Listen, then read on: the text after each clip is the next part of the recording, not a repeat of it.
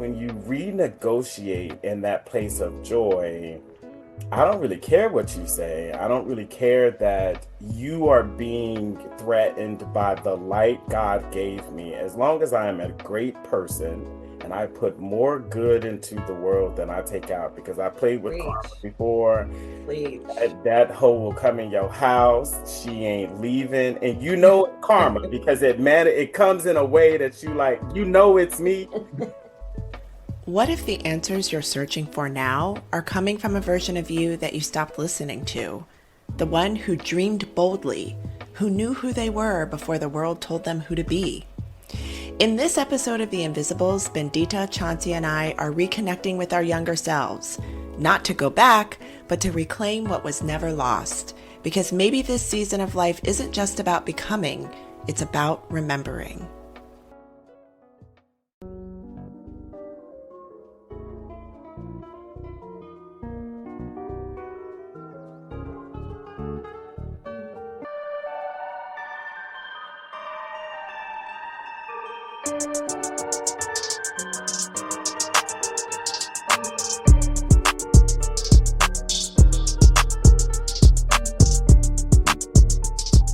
Chauncey and Bendita, I'm excited to have the two of you here today so we can talk about reconnecting with our younger selves. Um, I guess I'll kick this off with a conversation about where we are today. And when you look at your life today, are you doing anything close to what your younger self imagined? Mm. Well, first, I think it's phenomenal that you think I like to go deep because most of my large goals in life are pretty shallow. Like I just want to be sexy and rich, honestly. Don't I we don't want to be all? famous because then too many people are looking at my little skeletons. But sexy and rich will do. Those were not my goals when I was younger. I was and still am a nerd, but I was like quintessential nerd in every sense of the word. And if I thought about who I would be and what I would be doing, it would be a very like somebody that was doing something that was very, very, very kind of petty and complex and that sounded super important. And as Kia knows, I do, diversity at a law firm and I support organizations in doing a variety of other things, crisis management, helping their leaders become better leaders. And if I had more vision, my younger self would have said, your older self is really just going to be who you are today, just a little bit cooler, right? Because when I was younger, I always thought I was going to be a civil rights lawyer. I wanted to advocate for people. I was advocating for people all of the time. I was writing Well, you op-eds in still are. newspapers. Yes, I'm doing all of that. But I was doing it then. I'm doing it now. But my younger self, they saw myself today. That I think they thought I would have been writing a lot of like research papers and I would Mm, spend a lot of time like in a very stodgy place. And so I actually think my younger self, there's a very clear through line between my younger self to today. I just had never built up the confidence to show up as multifaceted and as much of a multi-potentialite as I see myself today, which is to embrace beauty and to embrace emotion yes. and to Yeah. embrace, Mm. you know, uh, kind of the wild party adventure side of me, to embrace sex, to embrace fantasy, and let all of these things that I spend a lot of time thinking about today are things that my younger self would have been too grown for. It's wild that you say all those things, Bendita, because I feel like based on, I mean, I think your younger self maybe underestimated how incredibly amazing and multifaceted your adult self is. And we'll talk a little bit more about getting to that. But Chauncey, tell me about where you are today as compared to what your younger self imagined. Yeah, it's a great question. I start with very similar moments of Bendita. To be a philosophical friend is laughable because it's But it's not, you guys are you, it's again, I think there's an underestimation of how you make people sort of probe. Right. Well, and I appreciate that. And I, I call it, or I'm learning sort of in this reflection in life now to call it favor light. Sort of what I've come to learn is some call it resilience, or I like to call it the byproduct of grit. And Mhm. so, for me, growing up, I was bullied. And so I was the Mm. little kid that, was the nerd, but was being called gay, faggot, and all of these moments. And so to have a vision of what it was very socially constructed, right? And so Mhm. that was a moment of you had to do this, you had to prove them. So underdog, I love the underdog. The underdog will win. And so I played the role in my life of the underdog. And when I had hit the mark sort of this moment of I've done it all. I've hit what you can't deny this. I've obtained the degrees and all of this. It was then what? And that for me Yeah. is probably the most protective that I became of my younger self Mhm. because my younger self wanted to very simply just live a happy life, right? Yeah. Be bullied to help people to be in service to other people. And when you pause and realize that's actually what I do, and that's when I find myself living in what Oprah would call the flow or uh, Mm. the universe of life. But the younger child, wanted to be in healthcare, wanted to be in service to others because that's what I grew up in sort of the communal aspect of we are here to provide services for everyone and to make sure everyone gets to live. And I do that above and beyond. So Yeah. it's there, but it took a lot of work to appreciate the being there. And again, learning to protect my younger self. You already knew the underdog was gonna be the way, right? Because the meek shall inherit the earth. Well, listen, Right? it's Like we biblical. already It's all knew. of that, right? I mean, listen, I loved Batman.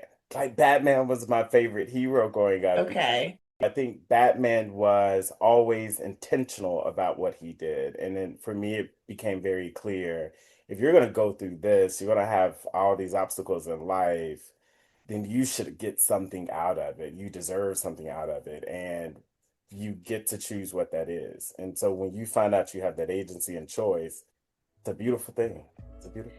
So talk to me a little bit about, let's dive a little bit into um, staying in touch with that younger self and what that younger self wanted as we move through this space in whether they were socially constructed, right? I mean, we've all sort of found our ways in areas that have been created by others, but we are making our way in our own way. So, talk to me a little bit about how you intentionally, what you do to try to stay in touch with your younger self and the decisions that you make in these sort of confining spaces sometimes. Yeah. Yeah, I'll say for me, I had to learn how to talk and love him, right? And I had to get the tools to be able to protect him and give him joy and joy that was personally driven and not socially constructed. So just because you did the degree doesn't mean that is actually going to bring you joy. That actually gives you access, but it gives you a lot of more pressures. And is that the pressure you want, or do you just want to go play a video game? And and so I've had to lean in that loving of my younger self through the years more into giving him the space to be.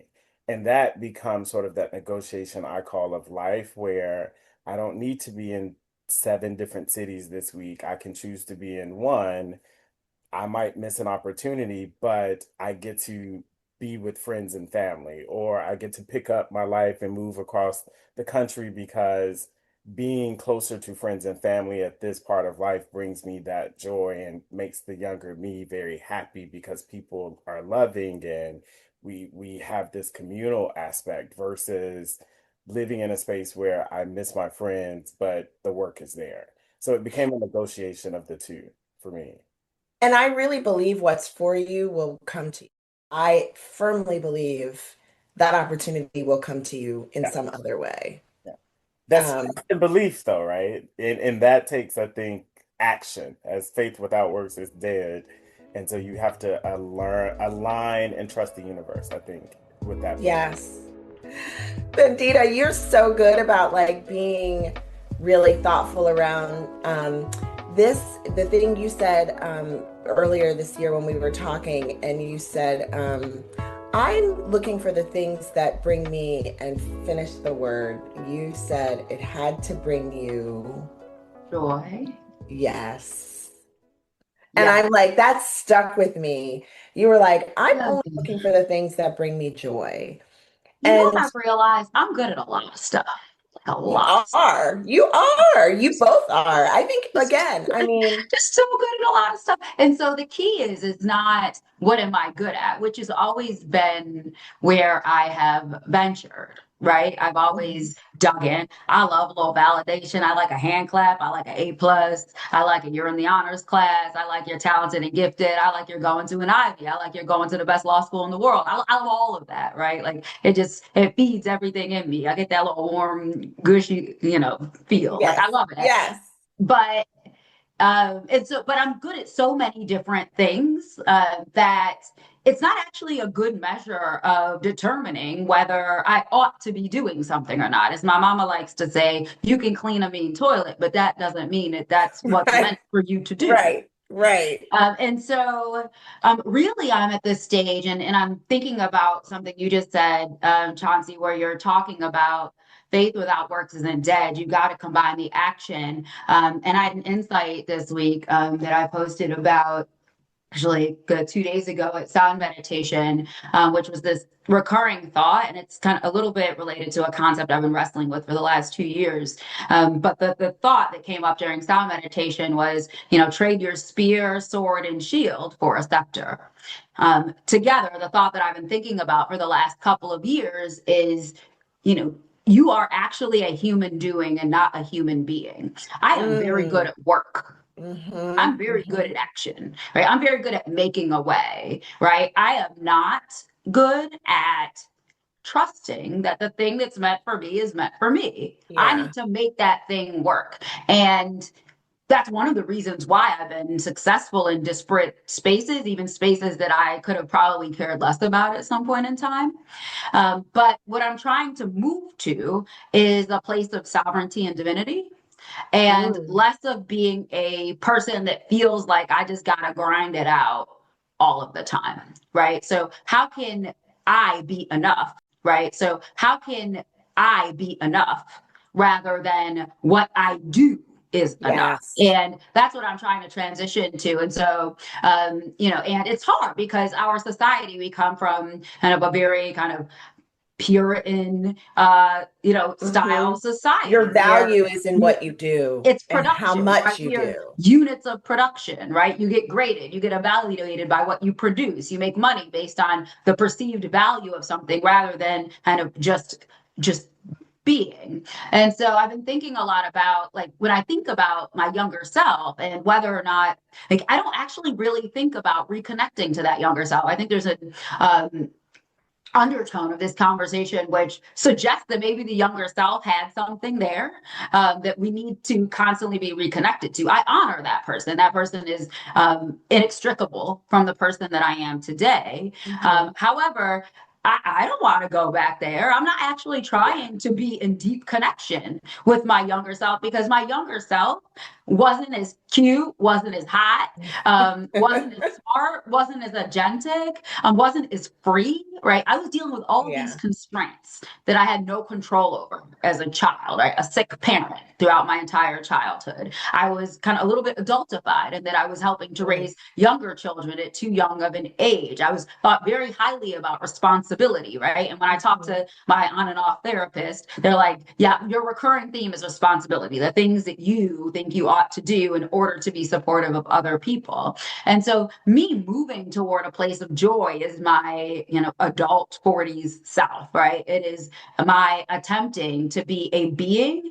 and not just a unit of production in the way that society is trying to cultivate. So for me, I think I may be doing the opposite, which is making sure I stay connected to my core self rather than trying to reconnect Yes. to a self Yes. that had Yes. constraints on it because of the limitations of childhood and experience and context. I think that's, you just touched on, I think what, and maybe the language younger self is core self. Because, when you're younger, you are doing things based on what brings you joy and happiness, right? As we were just talking about the 5-year-olds in our lives and how what brings them happiness is like, oh, you gave me the iPad for the next 2 hours, right? And like, it has nothing to do with, am I being productive, am I doing this, am I doing that? It just feeds like this inner, like, this is, I want to be entertained, right? And that's all they want. It's very simple, right? They want to be occupied. I was never um that kid though, right? yeah, So my mother was regularly hospitalized from that. My yeah, first memory was her being in a hospital, right? in a And so hospital. I don't ever remember a moment where I knew very early, like, why are you crying? Your mother is sick. Why are you like there was Mm. no like if I went to my parents to talk about an iPad, them Africans, them Southern Baptists would have, Well, like there was no operating off of joy, right? And so for me, joy is a yeah, thing I had to you find had to find, yeah. because So I like there wasn't anything there to operate off of, right? I was always an adult until I put this wig on this morning.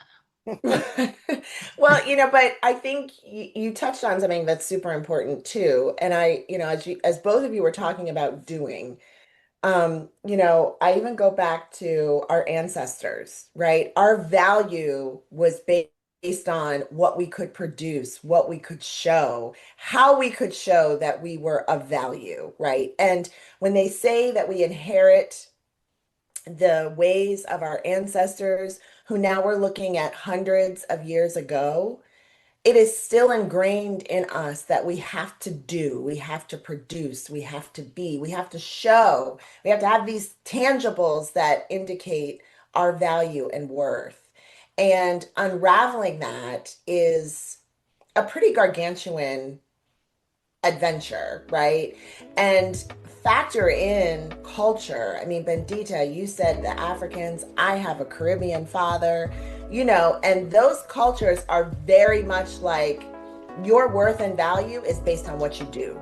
Yeah. And if you're not doing, and especially doing in specific spaces, particular spaces, like what is the problem?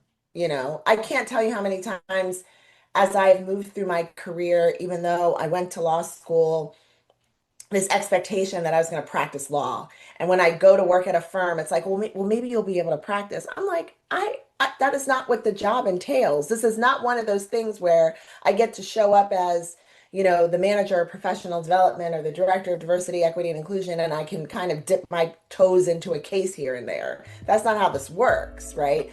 But it was just this constant sort of expectation that at some point, Benita, you talked about sort of outgrowing the younger self and being able to embrace and nurture this person who is a seeker of joy that you didn't get as a child. Chauncey, what things did you have to, what protective roles have you had to outgrow to rediscover your authentic or core self? Yeah, for me, I would say kind of in that same vein of as Bendita described, like what does connection.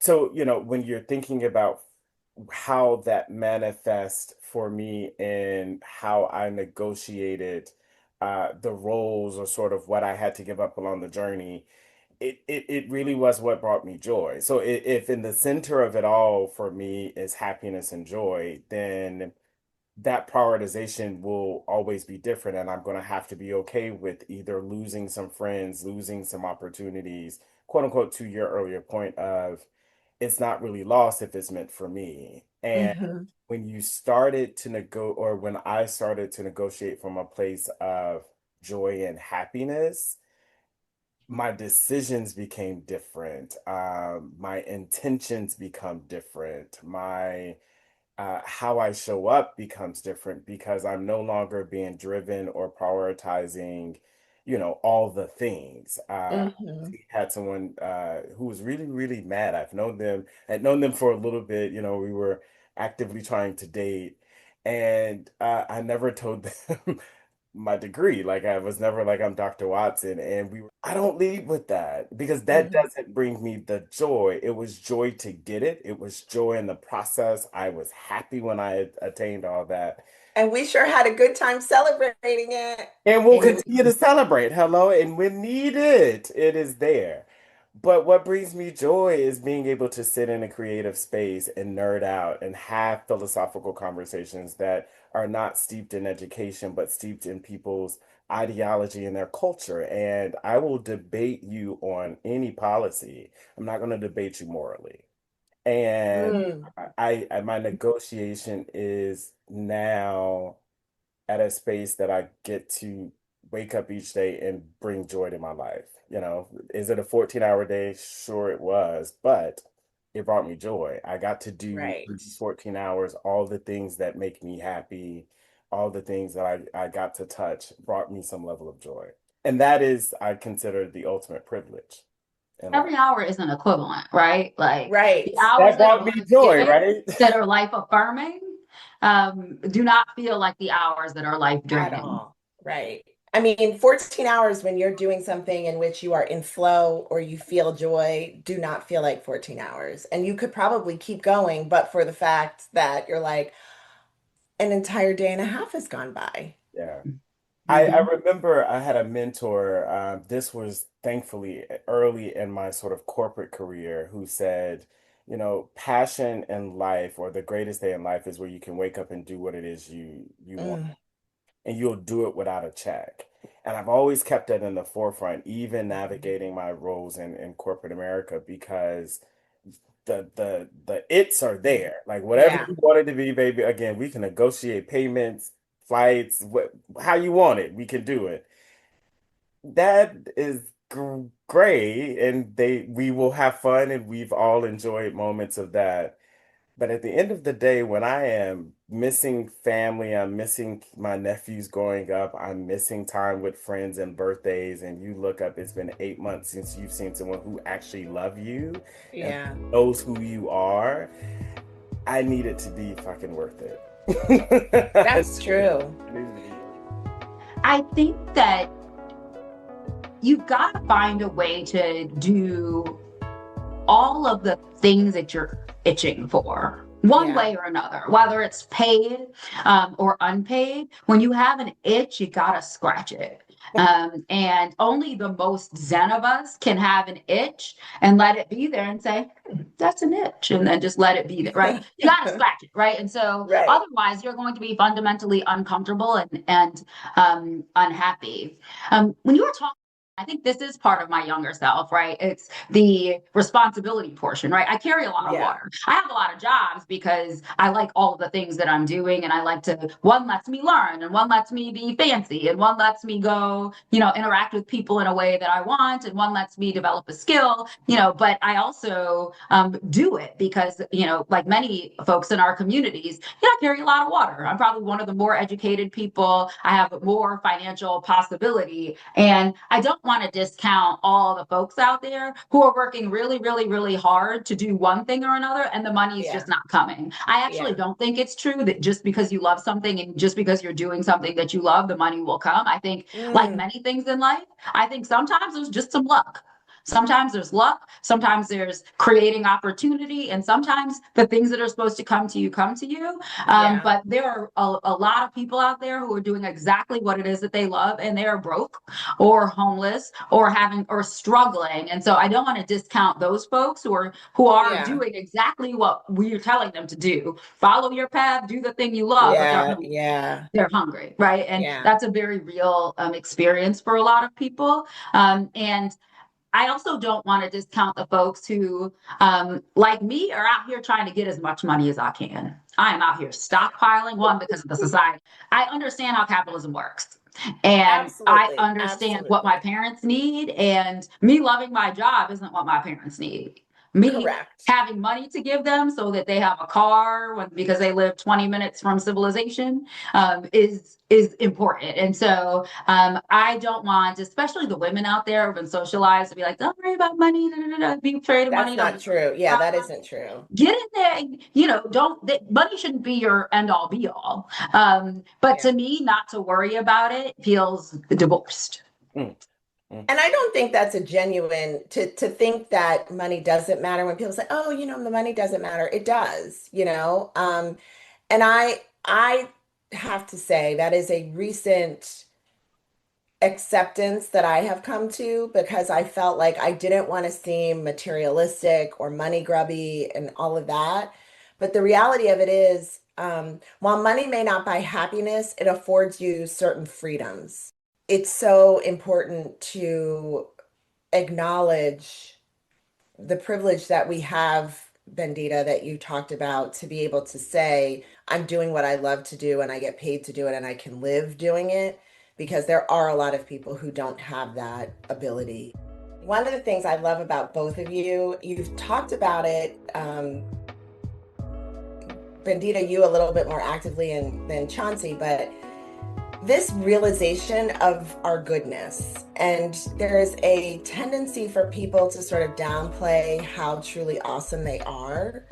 And one of the things that I love about both of you is recognizing that you're amazing, right? And being being fine with that, and also letting that allow you to determine, this is for me and this is not for me. Like, one of the things I love about Bendita, when you and I are brainstorming on a lot of things, and you'll be like, I don't want that making you look crazy or me look crazy. Like, we know what we have to offer, but we also know that this is not going to position us to, sort of recognize our goodness, our greatness. And I really appreciate that. And I wonder how coming to a place of being comfortable with acknowledging that, because I think that is something that you have to actively do. Because as we learn in our younger selves, like, we don't want to be so cocky or arrogant or whatever. So talk to me about coming to that place of comfort in acknowledging and realizing. To your point, you grow up and you're humbled, and whether it's through life experiences or what you're taught. I grew up in the church. You can't be bigger than this. But on Sundays, it manifests in ways of performance, right? So while I grew up in the church, on Sundays, I was the one in the front singing songs and, would do a little bit of entertaining. And I'll ground it in when I became drum major at my high school. Like, a lot of stuff for me goes back to this point of leadership, because as Bendita said, the responsibility came quickly. Like, one day Mhm. I'm playing the saxophone, the next day I'm leading a group of 200 of my peers. And Mhm. so how you show up and what you're responsible for is exponentiates. It's not just the music, it's the field show, it's how you show up. Are you prepared? It became work. And again, to that point of the negotiation of work alongside of my worth and my value, that ability for me to navigate early on in life helped me, frankly, I think, really get to this point of it just don't matter. Like, I'm going to lead with my skills, because no matter how great you may be, a Friday night performance could be flawless. You've worked all week, you put in the work, you've done the things, and there's going to always be that one that's like, well, y'all could have done it this way. Yes, there's Y'all didn't dance always enough. one. You like, and so if that feedback becomes your proxy, and for a while it did, like I always looked for the feedback. Like, I was always like, I know I got an A, but I got a B in this class. Tell me what's Mm, mm, wrong with that. mm. Frankly, that was an attribute I've learned through therapy from my mom, right? Like, in sort of those rigid parameters we put on life. But when you renegotiate in that place of joy, I don't really care what you say. I don't really care that you are being threatened by the light God gave me. As long as I am a great person and I put more good into the world than I take out because I played with karma Preach. before. Preach.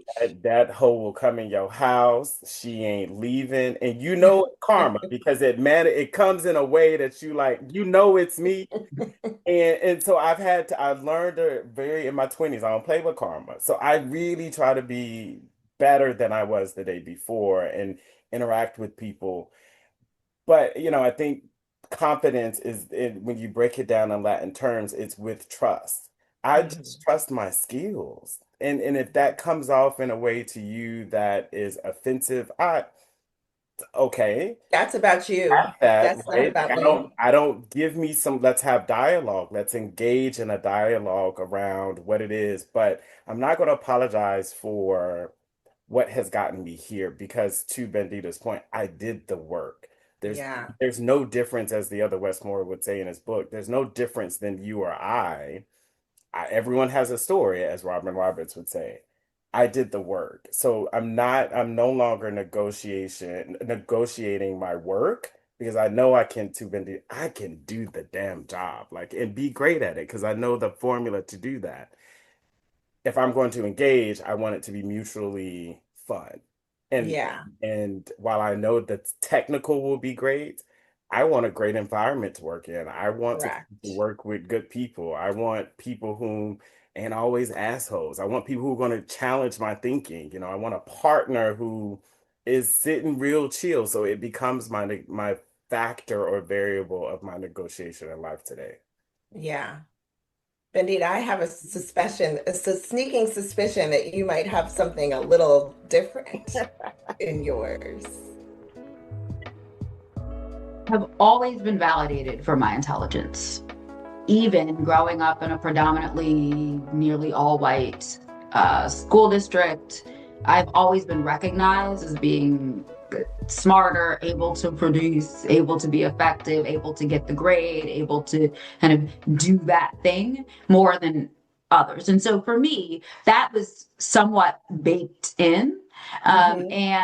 I was very validated by my parents, and so that was always easy for me. It was always easy for me to say because everybody else was always saying it, right? And so it wasn't cocky. It just seemed like everybody just accepted this thing as a fact. And as I've started to get older, in particular, I've had a couple of benchmarks with respect to my intelligence where, I spent a little bit of time thinking about, is this still true? When I got to Mm. college and realized, all these people went to Barter College of Columbia University with me. They went to these rich boarding schools I thought only existed in movies, right? Hmm.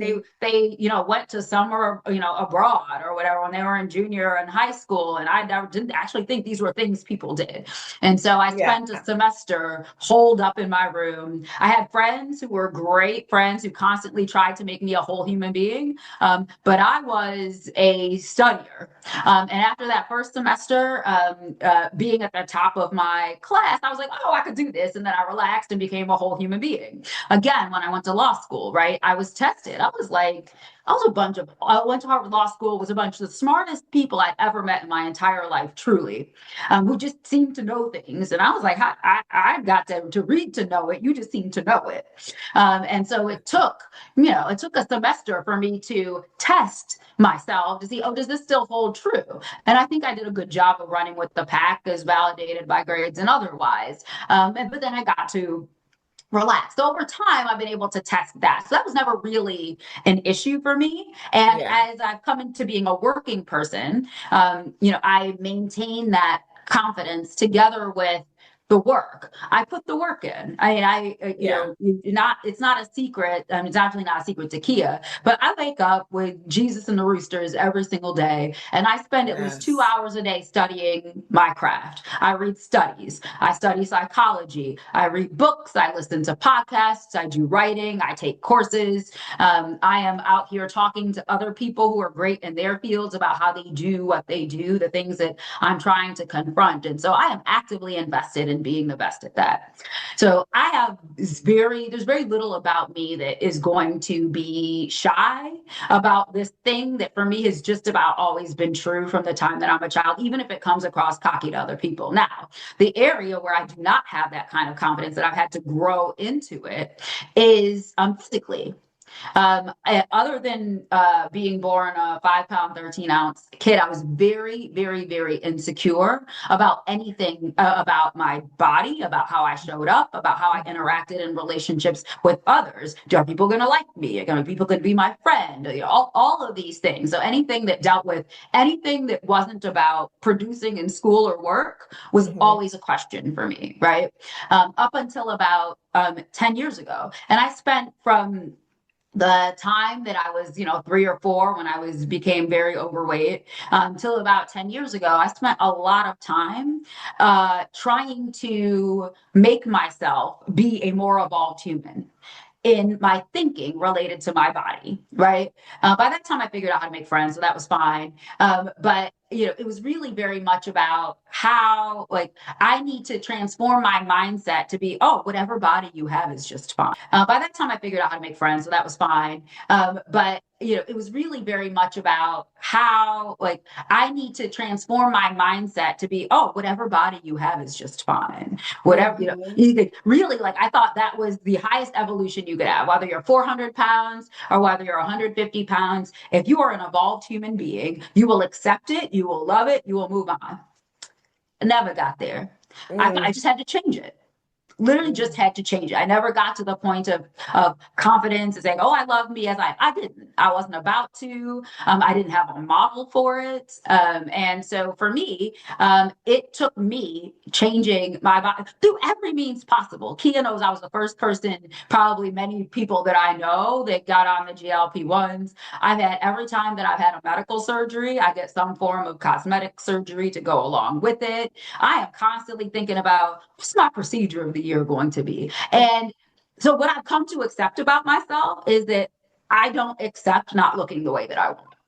And so I've dug into that, right? I've dug into that. I'm going to care and I'm going to throw everything I have. Maybe this year it's copper peptides. Maybe next year I need to remove this little bit of extra skin that's sitting above my bra strap, whatever it is. Like that's the Yeah. thing that I've come to grow into. And now I'm at a place where I can say, yeah, I'm still always going to tweak. It's who I am. But Yeah. I actually love the way I look now. So I can say that with more confidence. And so for me, that was a growing, changing, evolving thing.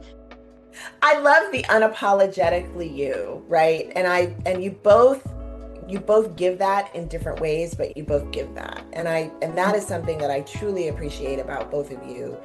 And I aspire you and I, Bendita, particularly have been in environments that are hypercritical and particularly hypercritical of Black women, Black people, but Black women in particular. And and that has been an adjustment for sure. I mean, for as long as I've been in law, it is still one of those things where I will find myself from time to time going, wait, is this what am I doing? How am I doing this? Even though I know good and well, I probably know way more than half the people in the room, I still find myself, sort of questioning that because, they pick apart any little weakness, any little dent in the armor, it's like they zero in on it. And that can be really difficult, I think, as particularly as an empath, as somebody who feeds on all of the other stuff. That's been a really real challenge for me. And part of why, I was like, I need something different in my life. Like this, that's not going to let me be my best me. So all right. Well, we have had such a great conversation, but I cannot wrap without asking this last two questions. The first being, what would your younger self thank you for today?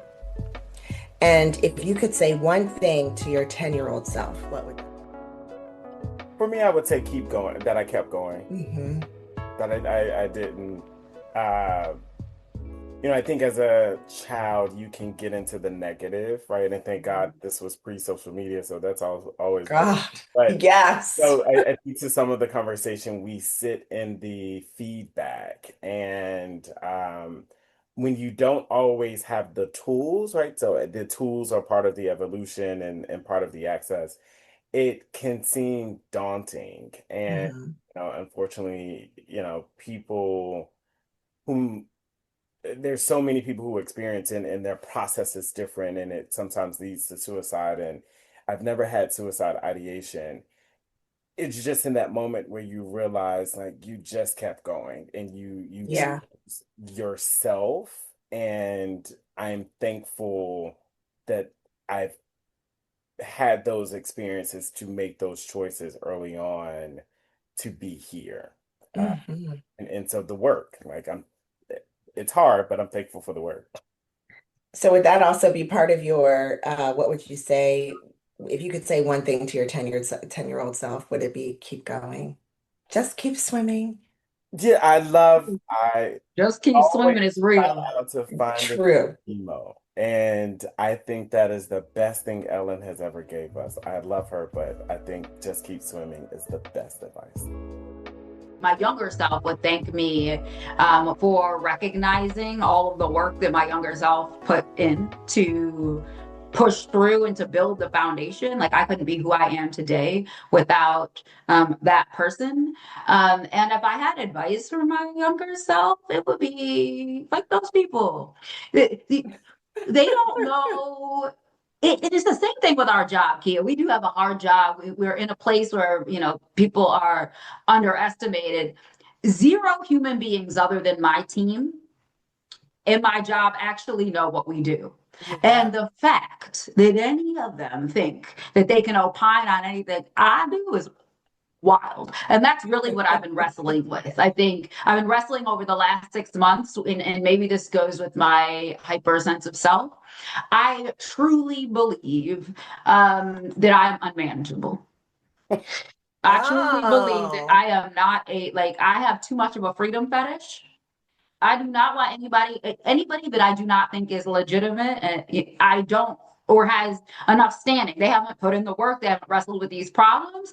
I am a smart, empathetic, thoughtful human being. Don't try to come provide me notes on my work. Like, and right. that's the thing I need to Take wrestle your with, right? notes on. Because I think for me, what I have to wrestle with, because I firmly believe we can't actually change other people. We may be No. able to influence other people, but we can only change what we do if we want a different result. And so the thing for me to wrestle with is constantly like, as a person that doesn't want to, like, I've got my own business that's small, but I don't have to, it doesn't have to sustain me, right? And so the thing I have to wrestle with is, as an unmanageable human, how am I not going to make myself and everybody else miserable in an organization that Yes, is built for management? I want to be correct. managed. And so it's something I have to wrestle with. But I have to tell my younger self, like, you put the foundation in place for me to have a better life, and at those people.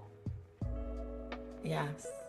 Having been told that same language, it is a renegotiation in the psychology part, right? The psychosis of I've been again the AP student, I've done this, I've skipped grades, I was that person. And here you tell me this feedback, and I have to process the again, it's why I try to teach my students process feedback accordingly because you're getting feedback from someone who cannot do what you're doing Yep. any shape, form, or fashion, or may not know what you do. And that is often in corporate, right? To your point, teams are siloed. So you actually don't know what I do, but you don't like me and Mm, and all of this that I carry. I can't fight that. I've tried for yeah. many, many years, but that is your ownership, and I'm going to go to another table or build my own table or whatever that needs to be for me, but I don't have to have it here. I'm okay. Uh, Feedback is not good, but feedback is very real. yeah. And I tell Yeah. people, I will tell you the information, and then you can decide how you want to contextualize it. And I caution anybody on contextualizing all feedback is inapplicable to them. Yes. Even Yes. myself, like, as a person who doesn't like notes, I always have to stop, pause, and say, what in here could be true? Mhm. Hmm. And try to deal with that, honestly, and with some humility. But all feedback is not good feedback. And if people want to offer it, that's fine. But you don't know what I do. You don't know how I do it. You don't know the constraints under which I'm required to do it. You are not in this body while I'm doing it. And so, yes, I will listen to your feedback. I will hear it. I will take it. It doesn't mean I will incorporate it. It doesn't mean I will act on it. It doesn't mean I'm about to be happy about it. And with that, thank you for spending this time with us. If standing in the truth of who you are were a person, it would absolutely be Bendita and Chauncey. Through every twist and turn that life brings, this conversation reminds us to stay rooted in our core, to honor what inspires us, what moves us, and what truly brings us joy. Next up, we're diving into career detours and pivots, another powerful and honest conversation. Bendita will be back, along with Yakuri, who you may remember from our episode on the awakening of midlife. You won't want to miss this one, not just because the conversation is so good, but because it's also the final episode of Season 1 of The Invisibles. But don't worry, Season 2 is already on the way, coming to you this fall. The Invisibles is a production made in collaboration with the Amaya Group and IC Creative. Executive producer, Dr. Christopher C. Watson. Editing by Mark Ferg. Original music by Judah Mapson. And our deepest gratitude to our incredible guests for showing up with such openness, tenderness, and truth. Your voices make this space what it is. And to you, our listeners, thank you for being here. Thank you for pressing play, for listening with an open heart, and for trusting this space enough to sit with conversations that are often whispered, minimized, or carried alone. If this episode resonated with you, please subscribe, share it with someone who might need to hear it, and help us continue building this community. And be sure to follow The Invisibles on Instagram at _Invisibles_podcast for content between episodes. Until next time, be gentle with yourself, stay curious, keep asking the hard questions, and remember, you are seen, you are valued, and you are not invisible.